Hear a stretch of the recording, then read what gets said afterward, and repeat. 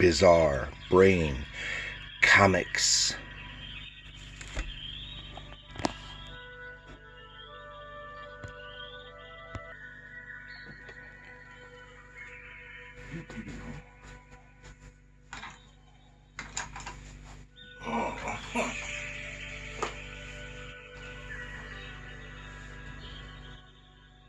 Hello, my comic book friends, and welcome to Bizarre Brain Comics.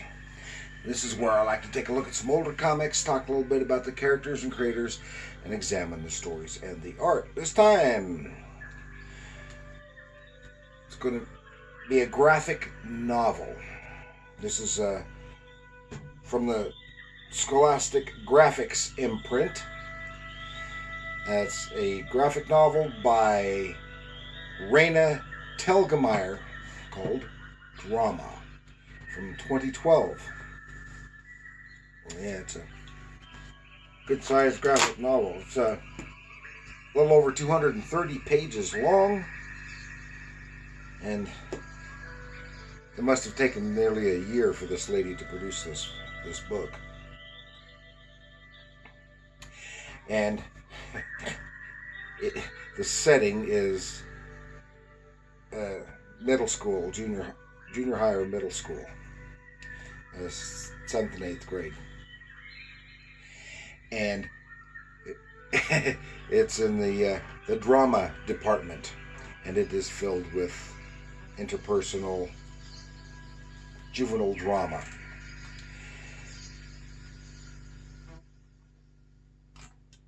And it was a fun read. This is actually I didn't buy this. My wife works at the airport, luggage handler.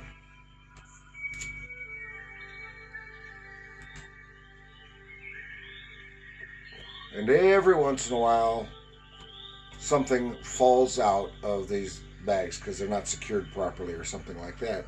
And something falls out, and you have no way, when it's found later, you have no way of knowing, unless it says, you have no way of knowing who it originally belonged to. So my wife found this laying on the luggage belt.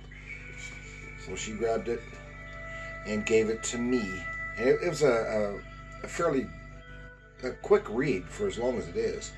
And it's an easy read because it is intended for middle-aged readers. And it's a fun little book. It was fun to read as an adult, but it's something I can see young teens and tweens getting a real kick out of reading. And it's set in the theater department, involving the production of a musical play that they're putting on. Has some of the actors, but the most of the characters involved are in the stage crew, and including our main character, Cassie. She's the one with the heart over her head. Yeah. It's a fun little read, and I enjoy it. I really like the artwork in it. She gives credit to a school that allowed her to go in and take pictures of the interior of the school and in the theater area and the like. So that the backgrounds look very authentic, and that's a good thing. So let's go take a closer look at Raina Helgemeier's Drama.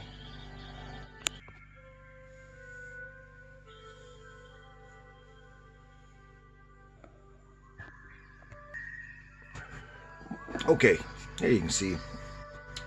Get a better view of the cover of this book. As I said, it is a Scholastic publication. And before we get into get into the book, I wanted to give a brief shout out to a couple of YouTubers who I like. One is Rave Sensation.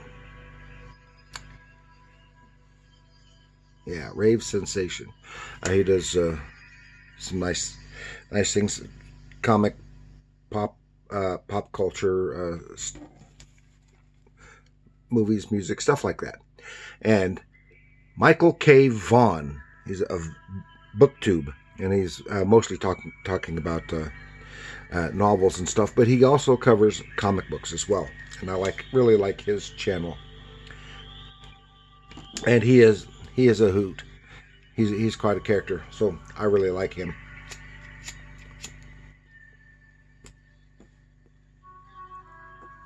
Now, this graphic novel was, of course, written and drawn by Raina Helgemeier, and it colors by Gurihiru. I hope I'm pronouncing that correctly, and that's all the name that's there, so I don't know anything about him. And Raina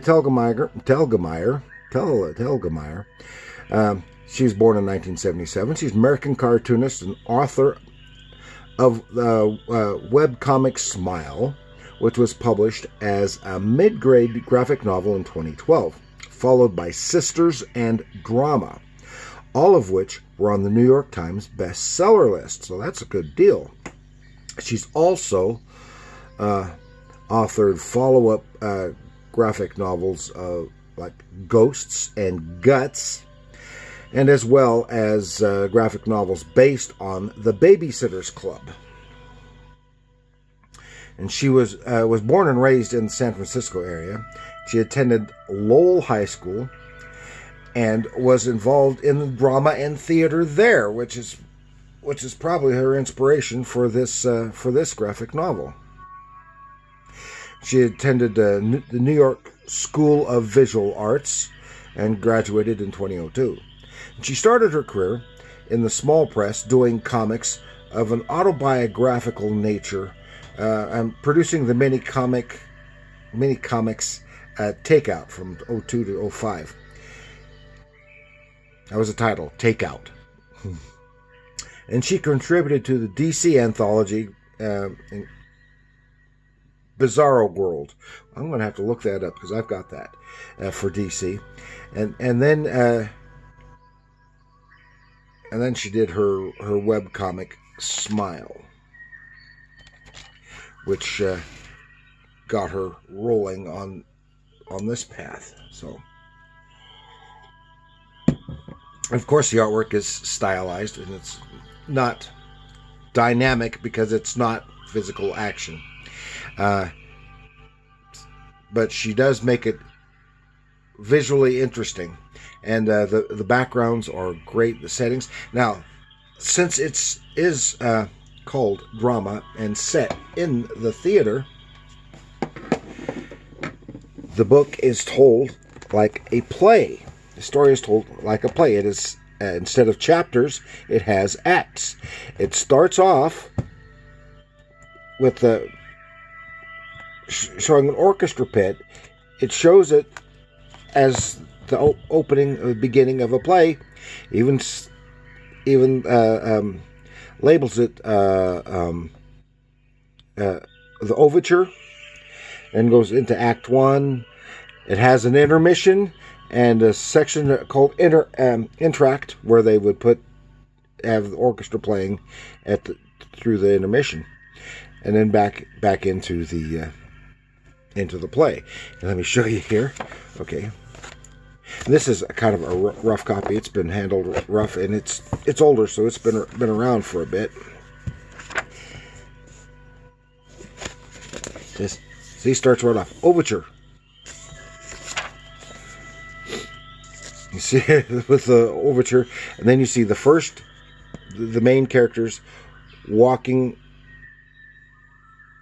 out on stage, and then boom, we're in the story. Act 1. So the story is being told as if it's a play. And this is Casey here, right here. She's the main character. It's getting later in the year, school year. They've got so much time. They're going to be producing the play. She's walking home with some friends. This is the boy she's got a crush on. He has a girlfriend that she doesn't like, who she doesn't like, and he's telling her he had just broken up, and they get kind of friendly and a little smoochy, and then within days he's back with his old girlfriend. She's hurt. He tries to stay away from her. Meanwhile, they're having classes. She meets some new people. They get involved in the play. They talk about the play that's being selected. It's called Moon Over Mississippi. It's a musical production. It is a fictitious play, and but it incorporates dialogue and music from the play. She meets these two kids who are twin brothers, and they get involved. One of them wants to be in the production. They're both involved into singing, but one doesn't want to do the play. The other one does, and the one who doesn't want to do the play, she talks into being on the stage crew. You can see, here they are. They were going to have not the rehearsals, the auditions for the play, and here the boy is showing what he's going to sing for his audition, and then his brother jumps in with the girl part, and Cassie she's blown away by how well they sang. So she's got a new friendship. In the course of it, she finds out one of the brothers is gay, but he's pretty much closeted as far as his family is concerned. But it was kind of obvious. I spotted him because he's so flamboyant. The other boy is very shy and restrained. And she kind of develops a little bit of a crush on this boy. And it's all hassles with the production. Intricacies here. You can see the intricate backgrounds. Really nice. And of course, nice and consistent stylization on the characters. And it's a very professional looking production. And here she's teaching teaching a boy how to dance a little bit. This is the one that she kind of has a crush on a little bit. Not the original one. The twins from the twins, and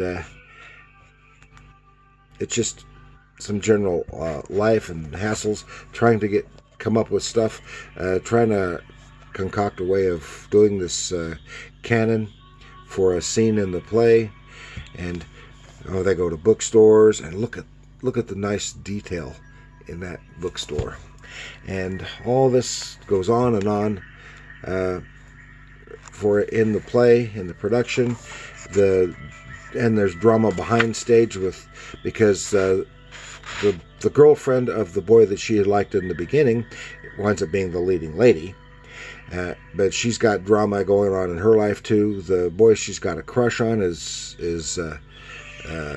tutoring her, and she is overly dramatic herself. This is the Bonnie, the leading lady, and midway through the play, on closing night of the play, she goes into a closet and just hides there and won't come out. So when the show must go on, they keep producing, and then the boy, who is the one of the twins that she kind of likes, he knew all the lines. There was no understudy available. He threw on the dress and went out and finished her part. But it's got bits of humor. It's fun. It's got drama, kid drama. You know, emotional, adolescent drama, and is fun. She goes out to the 8th grade formal with the boy, who she kind of liked, and she gets all dressed up. Finally looks girly, and they go there. And then halfway through, he kind of disappears, and she's kind of left alone. So she starts having talks with her friend. They have some fun, and then they discover the boy, and he's out there. Finds out he's gay too, but he wasn't sure that he was. And here he's they're renewing their friendship with all the adolescent drama going on, and she winds up becoming the stage manager for the following year. And ta-da, there they are at a wrap party for meeting right at the end of the school year. It's a fun little read, good for kids. I think is good for kids because it's of course telling everything from the perspective of a teen, and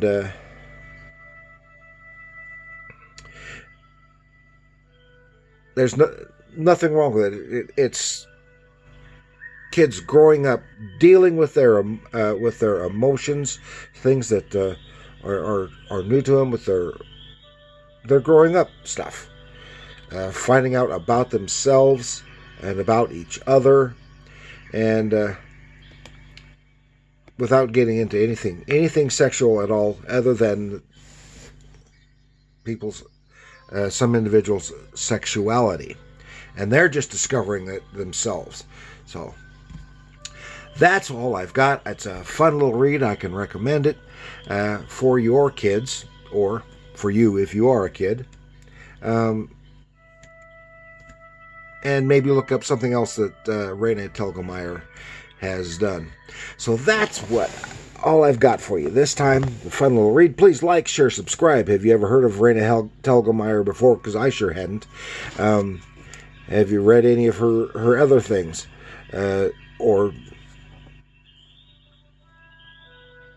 Or anything along those lines? It shows that there is a market for other than superhero stuff out there for kids.